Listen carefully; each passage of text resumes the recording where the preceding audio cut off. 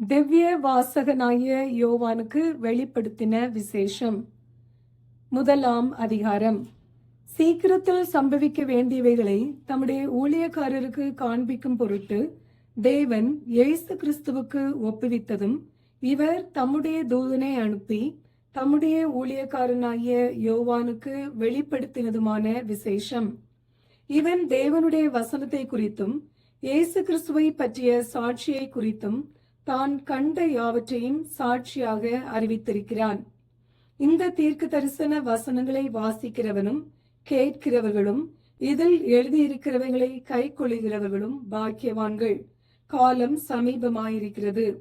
யோவான் ஆசியாவில் உள்ள 7 சபைகளுக்கும் எழுதுகிறதாவது: இருக்கிறவரும் இருந்தவரும் வருகிறவருமானவராலும் அவருடைய சிங்காசனத்திற்கு முன்பாக இருக்கிற 7 ஆவிகளாலும் உண்மையுள்ள சாட்சியும் மரித்தோரிலிருந்து முதற் பிறந்தவரும் பூமியின் ராஜாக்களுக்கு அதிபதியுமாகிய இயேசு கிறிஸ்துவினாலும் உங்களுக்கு கிருபையும் சமாதானமும் உண்டாவதாக.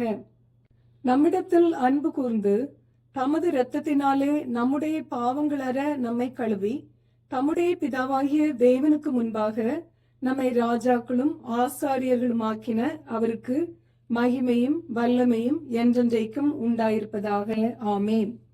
இதோ மேகங்களுடனே வருகிறார். கண்கள் யாவும் அவரை காணும். அவரை குத்தினவர்களும் அவரை காண்பார்கள். பூமியின் கோத்திரத்தார் எல்லாரும் அவரை பார்த்து புலம்புவார்கள். அப்படியே ஆகும். ஆமேன். இருக்கிறவரும் இருந்தவரும் வருகிறவருமாகிய சர்வ வல்லமை உள்ள கர்த்தர், நான் அல்பாவும் ஓமேகாவும் ஆதியும் அந்தமுமாய் இருக்கிறேன் என்று திருவுளம் பற்றுகிறார். உங்கள் சகோதரனும் இயேசு கிறிஸ்துவின் நிமித்தம் வருகிற உபத்திரவத்திற்கும் அவருடைய ராஜ்யத்திற்கும் அவருடைய பொறுமைக்கும் உங்கள் உடன் பங்காளனுமாய் இருக்கிற யோவானாகிய நான் தெய்வ வசனத்து நிமித்தமும் இயேசு கிறிஸ்துவை பற்றிய சாட்சியின் நிமித்தமும் பத்மு என்னும் தீவிலே இருந்தேன். கர்த்தருடைய நாளில் ஆவிக்குள்ளானேன். அப்பொழுது எனக்கு பின்னாலே எக்காள சத்தம் போன்ற பெரிதான ஒரு சத்தத்தை கேட்டேன். அது, நான் அல்பாவும் ஓமேகாவும் முந்தினவரும் பிந்தினவருமாய் இருக்கிறேன். நீ காண்கிறதை ஒரு புஸ்தகத்தில் எழுதி ஆசியாவில் இருக்கிற எபேசு, சிமிர்னா, பெர்கமு, தியத்தீரா, சர்தை, பிலதெல்பியா, லவோதிகேயா என்னும் பட்டணங்களில் உள்ள 7 சபைகளுக்கும் அனுப்பு என்று விளம்பினது. அப்பொழுது என்னுடனே பேசின சத்தத்தை பார்க்க திரும்பினேன். திரும்பின போது 7 பொன் குத்து விளக்குகளையும் அந்த 7 குத்து விளக்குகளின் மத்தியிலே நிலையங்கி தரித்து மார்பருகே பொற்கச்சை கட்டியிருந்த மனுஷகுமாரனுக்கு ஒப்பானவரையும் கண்டேன். அவருடைய சிரசும் மயிரும் வெண் பஞ்சை போலவும் உறைந்த மழையை போலவும் வெண்மையாயிருந்தது. அவருடைய கண்கள் அக்கினி ஜுவாலையை போலிருந்தது. அவருடைய பாதங்கள் உலைக்களத்தில் காய்ந்த பிரகாசமான வெண்கலம் போலிருந்தது. அவருடைய சத்தம் பெருவெள்ளத்து இறைச்சலை போலிருந்தது. தமது வலது கரத்திலே 7 நட்சத்திரங்களை ஏந்தி கொண்டிருந்தார். அவர் வாயிலிருந்து இருபுறமும் கருக்குள்ள பட்டயம் புறப்பட்டது. அவருடைய முகம் வல்லமையாய் பிரகாசிக்கிற சூரியனை போலிருந்தது. நான் அவரை கண்டபோது செத்தவனைப் போல அவருடைய பாதத்தில் விழுந்தேன். அப்பொழுது அவர் தம்முடைய வலது கரத்தை என் மேல் வைத்து என்னை நோக்கி, பயப்படாதே, நான் முந்தினவரும் பிந்தினவரும் உயிர் உள்ளவருமாய் இருக்கிறேன். மரித்தேன், ஆனாலும் இதோ சதா காலங்களிலும் உயிரோடு இருக்கிறேன். ஆமேன். நான் மரணத்திற்கும் பாதாளத்திற்கும் உரிய திறவுகோல்களை உடையவராயிருக்கிறேன். நீ கண்டவைகளையும் இருக்கிறவைகளையும் இவைகளுக்கு பின்பு சம்பவிப்பவைகளையும் எழுது. என் வலது கரத்தில் நீ கண்ட 7 நட்சத்திரங்களின் ரகசியத்தையும் 7 பொன் குத்து விளக்குகளின் ரகசியத்தையும் எழுது. அந்த 7 நட்சத்திரங்களும் 7 சபையின் தூதர்களாம். நீ கண்ட 7 குத்து விளக்குகளும் 7 சபைகளாம். வெளிப்படுத்தின விசேஷம் முதலாம் அதிகாரம் நிறைவு பெறுகிறது. வெளிப்படுத்தின விசேஷம் இரண்டாம் அதிகாரம். எபேசு சபையின் தூதனுக்கு நீ எழுத வேண்டியது என்னவெனில், 7 நட்சத்திரங்களை தம்முடைய வலது கரத்தில் ஏந்தி கொண்டு 7 பொன் குத்து விளக்குகளின் மத்தியிலே உலாவிக் கொண்டிருக்கிறவர் சொல்லுகிறதாவது: உன் கிரியைகளையும் உன் பிரயாசத்தையும் உன் பொறுமையையும் நீ பொல்லாதவர்களை சகிக்க கூடாமல் இருக்கிறதையும் அப்போஸ்தலர் அல்லாதவர்கள் தங்களை அப்போஸ்தலர் என்று சொல்லுகிறதை நீ சோதித்து அவர்களை பொய்யர் என்று கண்டறிந்ததையும் நீ சகித்து கொண்டிருக்கிறதையும் பொறுமையாயிருக்கிறதையும் என் நாமத்தின் நிமித்தம் இளைப்படையாமல் பிரயாசப்பட்டதையும் அறிந்திருக்கிறேன். ஆனாலும் நீ ஆதியில் கொண்டிருந்த அன்பை விட்டாய் என்று உன் பேரில் எனக்கு குறையுண்டு. ஆகையால் நீ இன்ன நிலைமையிலிருந்து விழுந்தாய் என்பதை நினைத்து மனம் திரும்பி ஆதியில் செய்த கிரியைகளை செய்வாயாக. இல்லாவிட்டால் நான் சீக்கிரமாய் உன்னிடத்தில் வந்து நீ மனம் திரும்பாத பட்சத்தில் உன் விளக்கு தண்டை அதனிடத்திலிருந்து நீக்கி விடுவேன். நான் வெறுக்கிற நிக்கோலாய் மதஸ்தரின் கிரியைகளை நீயும் வெறுக்கிறாய். இது உன்னிடத்தில் உண்டு. ஆவியானவர் சபைகளுக்கு சொல்லுகிறதை காது உள்ளவன் கேட்க கடவன். ஜெயம் கொள்ளுகிறவனவனோ அவனுக்கு தேவனுடைய பரதீசின் மத்தியில் இருக்கிற ஜீவ விருட்சத்தின் கனியை புசிக்க கொடுப்பேன் என்று எழுது. சிமிர்னா சபையின் தூதனுக்கு நீ எழுத வேண்டியது என்னவெனில், முந்தினவரும் பிந்தினவரும் மரித்திருந்து பிழைத்தவருமானவர் சொல்லுகிறதாவது, உன் கிரியைகளையும் உன் உபத்திரவத்தையும் நீ ஐஸ்வர்யம் உள்ளவனாயிருந்தும் உனக்கு இருக்கிற தரித்திரத்தையும் தங்களை யூதர் என்று சொல்லியும் யூதராயிராமல் சாத்தானுடைய கூட்டமாயிருக்கிறவர்கள் செய்யும் தூஷணத்தையும் அறிந்திருக்கிறேன். நீ படப்போகிற பாடுகளை குறித்து எவ்வளவும் பயப்படாதே. இதோ நீங்கள் சோதிக்கப்படும் பொருட்டாக பிசாசானவன் உங்கள் சிலரை காவலில் போடுவான். 10 நாள் உபத்திரவப்படுவீர்கள். ஆகிலும் நீ மரண பரியந்தம் உண்மையாயிரு. அப்பொழுது ஜீவ கிரீடத்தை உனக்கு தருவேன். ஆவியானவர் சபைகளுக்கு சொல்லுகிறதை காதுள்ளவன் கேட்க கடவன். ஜெயங்கொள்ளுகிறவன் 2ஆம் மரணத்தினால் சேதப்படுவதில்லை என்று எழுது. பெர்கமு சபையின் தூதனுக்கு நீ எழுத வேண்டியது என்னவெனில், இருபுறமும் கருக்குள்ள பட்டயத்தை உடையவர் சொல்லுகிறதாவது, உன் கிரியைகளையும் சாத்தானுடைய சிங்காசனம் இருக்கிற இடத்தில் நீ குடியிருக்கிறதையும் நீ என் நாமத்தை பற்றி கொண்டிருக்கிறதையும் சாத்தான் குடி கொண்டிருக்கிற இடத்திலே உங்களுக்குள்ளே எனக்கு உண்மையுள்ள சாட்சியான அந்திப்பா என்பவன் கொல்லப்பட்ட நாட்களிலும் என்னை பற்றும் விசுவாசத்தை நீ மறுதலியாமல் இருந்ததையும் அறிந்திருக்கிறேன். ஆகிலும் சில காரியங்களை குறித்து உன் பேரில் எனக்கு குறை உண்டு. விக்கிரகங்களுக்கு படைத்தவைகளை புசிப்பதற்கும் வேசித்தனம் பண்ணுவதற்கும் ஏதுவான இடரலை இஸ்ரவேல் புத்திரர் முன்பாக போடும்படி பாலாக் என்பவனுக்கு போதனை செய்த பிலேயாமுடைய போதகத்தை கை கொள்கிறவர்கள் உன்னிடத்தில் உண்டு. அப்படியே நிக்கோலாய் மதஸ்தருடைய போதகத்தை கை கொள்கிறவர்களும் உன்னிடத்தில் உண்டு. அதை நான் வெறுக்கிறேன். நீ மனம் திரும்பு.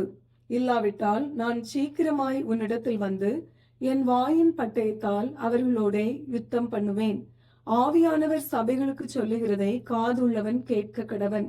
ஜெயம் கொள்ளுகிறவனுக்கு நான் மறைவான மன்னாவை புசிக்க கொடுத்து அவனுக்கு வெண்மையான குறிக்கல்லையும் அந்த கல்லின் மேல் எழுதப்பட்டதும் அதை பெறுகிறவனே அன்றி வேறொருவனும் அறியக்கூடாததுமாகிய புதிய நாமத்தையும் கொடுப்பேன் என்று எழுது. தியத்தீரா சபையின் தூதனுக்கு நீ எழுத வேண்டியது என்னவெனில், அக்கினி ஜுவாலை போன்ற கண்களும் பிரகாசமான வெண்கலம் போன்ற பாதங்களும் உள்ள தேவகுமாரன் சொல்லுகிறதாவது, உன் கிரியைகளையும் உன் அன்பையும் உன் ஊழியத்தையும் உன் விசுவாசத்தையும் உன் பொறுமையையும் நீ முன்பு செய்த கிரியைகளிலும் பின்பு செய்த கிரியைகள் அதிகமாயிருக்கிறதையும் அறிந்திருக்கிறேன். ஆகிலும் உன் பேரில் எனக்கு குறையுண்டு. என்னவெனில், தன்னை தீர்க்கதரிசி என்று சொல்லுகிற ஏசபேல் என்னும் ஸ்திரீயானவள் என்னுடைய ஊழியக்காரர் வேசித்தனம் பண்ணவும் விக்கிரகங்களுக்கு படைத்தவைகளை புசிக்கவும் அவர்களுக்கு போதித்து அவர்களை வஞ்சிக்கும்படி நீ அவளுக்கு இடம் கொடுக்கிறாய். அவள் மனம் திரும்பும்படியாய் அவளுக்கு தவணை கொடுத்தேன். தன் வேசி மார்க்கத்தை விட்டு மனம் திரும்ப அவளுக்கு விருப்பமில்லை. இதோ நான் அவளை கட்டில் கிடையாக்கி அவளுடனே விபசாரம் செய்தவர்கள் தங்களுடைய கிரியைகளை விட்டு மனம் திரும்பாவிட்டால் அவர்களையும் மிகுந்த உபத்திரவத்திலே தள்ளி அவளுடைய பிள்ளைகளையும் கொல்லவே கொல்லுவேன். அப்பொழுது நானே உள்ளின் திரியங்களையும் இருதயங்களையும் ஆராய்கிறவர் என்று எல்லா சபைகளும் அறிந்து கொள்ளும். அன்றியும் உங்களில் ஒவ்வொருவனுக்கும் உங்கள் கிரியைகளின்படியே பலன் அளிப்பேன். தியத்தீராவிலே இந்த போதகத்தை பற்றி கொள்ளாமலும் சாத்தானுடைய ஆழங்கள் என்று அவர்கள் சொல்லுகிறார்களே, அந்த ஆழங்களை அறிந்து கொள்ளாமலும் இருக்கிற மற்றவர்களாகிய உங்களுக்கு நான் சொல்லுகிறதாவது, உங்கள் மேல் வேறொரு பாரத்தையும் சுமத்த மாட்டேன். உங்களுக்கு உள்ளதை நான் வருமளவும் பற்றி கொண்டிருங்கள். ஜெயங்கொண்டு முடிவு பரியந்தம் தன் கிரியைகளை கை கொள்ளுகிறவனவனோ அவனுக்கு நான் என் பிதாவினிடத்தில் அதிகாரம் பெற்றது போல ஜாதிகள் மேல் அதிகாரம் கொடுப்பேன். அவன் இருப்பு கோலால் அவர்களை ஆளுவான். அவர்கள் மண் பாண்டங்களைப் போல நொறுக்கப்படுவார்கள். விடிவெள்ளி நட்சத்திரத்தையும் அவனுக்கு கொடுப்பேன். ஆவியானவர் சபைகளுக்கு சொல்லுகிறதை காதுள்ளவன் கேட்க கடவன் என்று எழுது. வெளிப்படுத்தின விசேஷம் 2ஆம் அதிகாரம் நிறைவு பெறுகிறது. வெளிப்படுத்தின விசேஷம் 3ஆம் அதிகாரம். சர்தை சபையின் தூதனுக்கு நீ எழுத வேண்டியது என்னவெனில், தேவனுடைய 7 ஆவிகளையும் 7 நட்சத்திரங்களையும் உடையவர் சொல்லுகிறதாவது, உன் கிரியைகளை அறிந்திருக்கிறேன். நீ உயிர் உள்ளவன் என்று பெயர் கொண்டிருந்தும் செத்தவனாயிருக்கிறாய். நீ விழித்து கொண்டு சாகிறதற்கு ஏதுவாயிருக்கிறவைகளை ஸ்திரப்படுத்து. உன் கிரியைகள் தேவனுக்கு முன் நிறைவுள்ளவைகளாக நான் காணவில்லை. ஆகையால் நீ கேட்டு பெற்றுக்கொண்ட வகையை நினைவு கூர்ந்து அதை கை கொண்டு மனம் திரும்பு.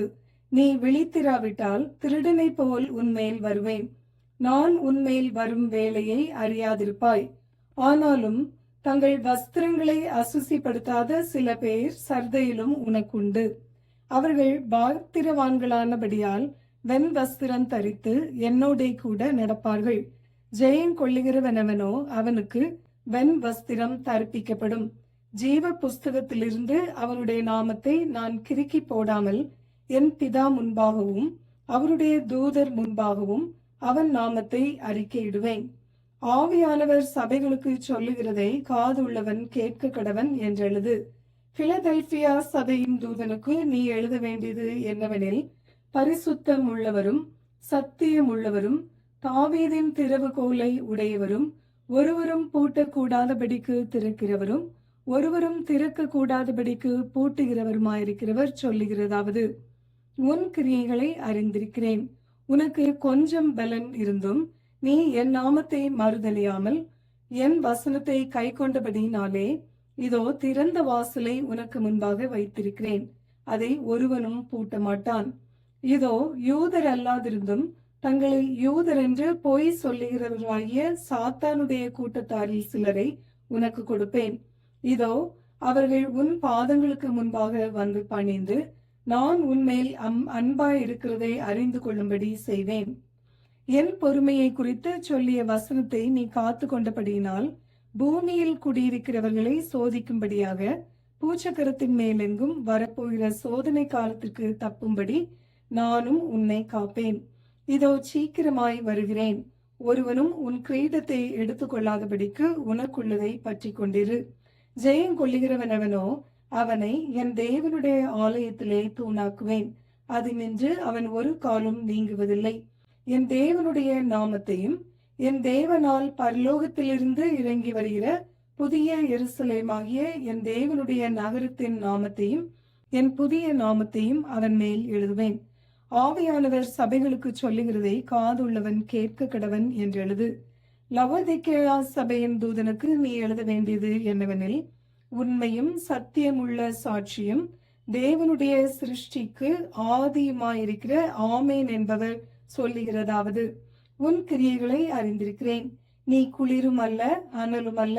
நீ குளிராயாவது அனலாயாவது இருந்தால் நலமாயிருக்கும்.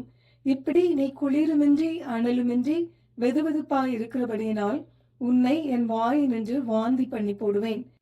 நீ நிர்பாக்கியம் உள்ளவனும் பரிதவிக்கப்படத்தக்கவனும் தரித்திரனும் குருடனும் நிர்வாணியுமாய் இருக்கிறதை அறியாமல் நான் ஐஸ்வர்யவான் என்றும் திரவிய சம்பந்தன் என்றும் எனக்கு ஒரு குறையுமில்லை என்றும் சொல்லுகிறபடியால் நான் நீ ஐஸ்வர்யவனாகும்படிக்கு நெருப்பிலே புடமிடப்பட்ட பொன்னையும் உன் நிர்வாணமாகிய அவலட்சணம் தோன்றாதபடிக்கு நீ உடுத்துக் கொள்வதற்கு வெண் வஸ்திரங்களையும் என்னிடத்திலே வாங்கிக் கொள்ளவும் நீ பார்வை அடையும்படிக்கு உன் கண்களுக்கு கலிக்கம் போடவும் வேண்டுமென்று உனக்கு ஆலோசனை சொல்லுகிறேன்.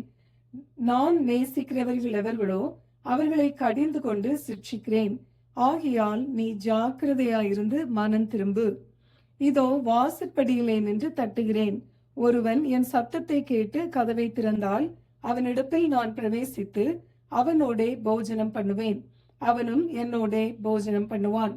நான் ஜெயம் கொண்டு என் பிதாவனுடைய சிங்காசனத்திலே அவரோடே கூட உட்கார்ந்தது போல ஜெயம் கொள்ளுகிறவன் எவனோ அவனும் என்னுடைய சிங்காசனத்தில் என்னோட கூட உட்காரும்படிக்கு அருள் செய்வேன். ஆவியானவர் சபைகளுக்கு சொல்லுகிறதை காதுள்ளவன் கேட்க கடவன் என்று எழுது என்றார். வெளிப்படுத்தின விசேஷம் 3ஆம் அதிகாரம் நிறைவு பெறுகிறது. வெளிப்படுத்தின விசேஷம் 4ஆம் அதிகாரம். இவைகளுக்கு பின்பு இதோ பரலோகத்தில் திறக்கப்பட்டிருந்த ஒரு வாசலை கண்டேன். முன்னே எக்காள சத்தம் போல என்னுடனே பேச நான் கேட்டிருந்த சத்தமானது, இங்கே ஏறி வா, இவைகளுக்கு பின்பு சம்பவிக்க வேண்டியவைகளை உனக்கு காண்பிப்பேன் என்று விளம்பினது. உடனே ஆவிக்குள்ளானேன். அப்பொழுது இதோ வானத்தில் ஒரு சிங்காசனம் வைக்கப்பட்டிருந்தது. அந்த சிங்காசனத்தின் மேல் ஒருவர் வீற்றிருந்தார். வீற்றிருந்தவர் பார்வைக்கு வச்சிர கல்லுக்கும் பதும ராகத்துக்கும் ஒப்பாயிருந்தார். அந்த சிங்காசனத்தை சுற்றி ஒரு வானவில் இருந்தது. அது பார்வைக்கு மரகதம் போல் தோன்றிற்று. அந்த சிங்காசனத்தை சூழ 24 சிங்காசனங்கள் இருந்தன.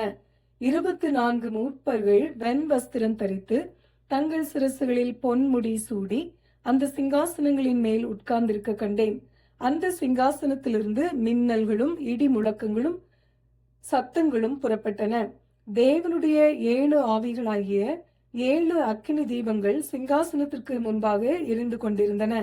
அந்த சிங்காசனத்திற்கு முன்பாக பளிங்கு கொப்பான கண்ணாடி கடல் இருந்தது. அந்த சிங்காசனத்தின் மத்தியிலும் அந்த சிங்காசனத்தை சுற்றிலும் 4 ஜீவன்கள் இருந்தன. அவைகள் முன்புறத்திலும் பின்புறத்திலும் கண்களால் நிறைந்திருந்தன. முதலாம் ஜீவன் சிங்கத்திற்கொப்பாகவும், 2ஆம் ஜீவன் காளை கொப்பாகவும், 3ஆம் ஜீவன் மனுஷ முகம் போன்ற முகமுள்ளதாகவும், 4ஆம் ஜீவன் பறக்கிற கழுகுக்கு ஒப்பாகவும் இருந்தன. அந்த 4 ஜீவன்களிலும் ஒவ்வொன்று அவ்வாறு சிறகு உள்ளவைகளும் சுற்றிலும் உள்ளேயும் கண்களால் நிறைந்தவைகளுமாயிருந்தன.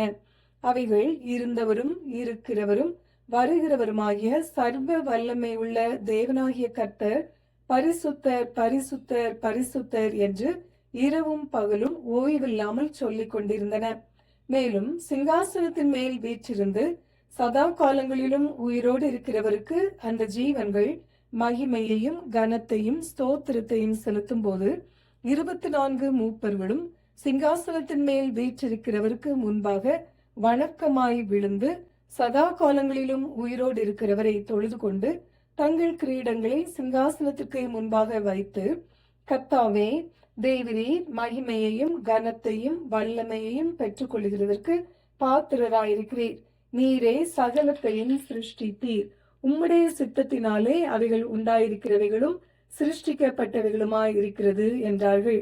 வெளிப்படுத்தின விசேஷம் 4ஆம் அதிகாரம் நிறைவு பெறுகிறது. வெளிப்படுத்தின விசேஷம் 5ஆம் அதிகாரம்.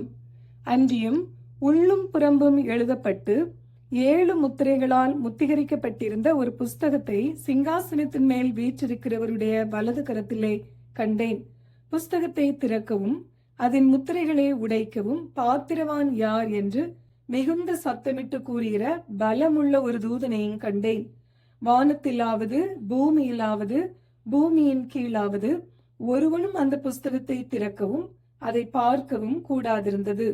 ஒருவனும் அந்த புஸ்தகத்தை திறந்து வாசிக்கவும் அதை பார்க்கவும் பாத்திரவானாக காணப்படாததினால் நான் மிகவும் அழுதேன். அப்பொழுது மூப்பர்களில் ஒருவன் என்னை நோக்கி, நீ அழ வேண்டாம், இதோ யூதா கோத்திரத்தில் சிங்கமும் தாவீதின் வேருமானவர் புஸ்தகத்தை திறக்கவும் அதன் 7 முத்திரைகளையும் உடைக்கவும் ஜெயம் கொண்டிருக்கிறார் என்றான். அப்பொழுது இதோ அடிக்கப்பட்ட வண்ணமாயிருக்கிற ஒரு ஆட்டுக்குட்டி சிங்காசனத்திற்கும் 4 ஜீவன்களுக்கும் மூப்பர்களுக்கும் மத்தியிலே நிற்க கண்டேன். அது 7 கொம்புகளையும் 7 கண்களையும் உடையதாயிருந்தது. அந்த கண்கள் பூமி எங்கும் அனுப்பப்படுகிற தேவனுடைய 7 ஆவிகளேயாம். அந்த ஆட்டுக்குட்டியானவர் வந்து சிங்காசனத்தின் மேல் உட்கார்ந்திருந்தவருடைய வலது கரத்தில் இருந்த புஸ்தகத்தை வாங்கினார். அந்த புஸ்தகத்தை அவர் வாங்கின போது அந்த 4 ஜீவன்களும் 24 மூப்பர்களும் தங்கள் தங்கள் சுரமண்டலங்களையும் பரிசுத்தவான்களுடைய ஜபங்களாகிய தூப வர்க்கத்தால் நிறைந்த பொற்கலசங்களையும் பிடித்து கொண்டு ஆட்டுக்குட்டியானவருக்கு முன்பாக வணக்கமாய் விழுந்து, தேவரீர் புஸ்தகத்தை வாங்கவும் அதன் முத்திரைகளை உடைக்கவும் பாத்திரராயிருக்கிறீர்.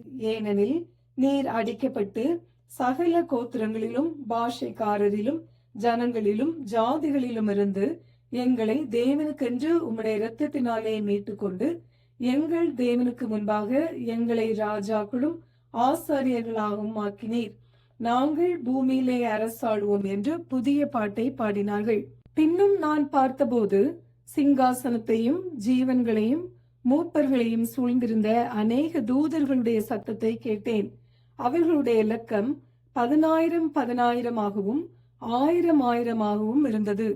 அவர்களும் மகா சத்தமிட்டு, அடிக்கப்பட்ட ஆட்டுக்குட்டியானவர் வல்லமையையும் ஐஸ்வர்யத்தையும் ஞானத்தையும் பலத்தையும் கனத்தையும் மகிமையையும் ஸ்தோத்திரத்தையும் பெற்றுக்கொள்ள பாத்திரராயிருக்கிறார் என்று சொன்னார்கள்.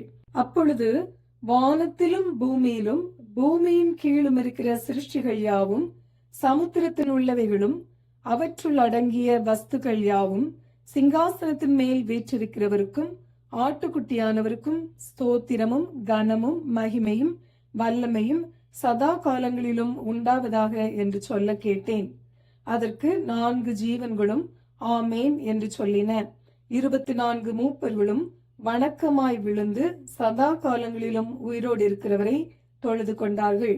வெளிப்படுத்தின விசேஷம் 5ஆம் அதிகாரம் நிறைவு பெறுகிறது.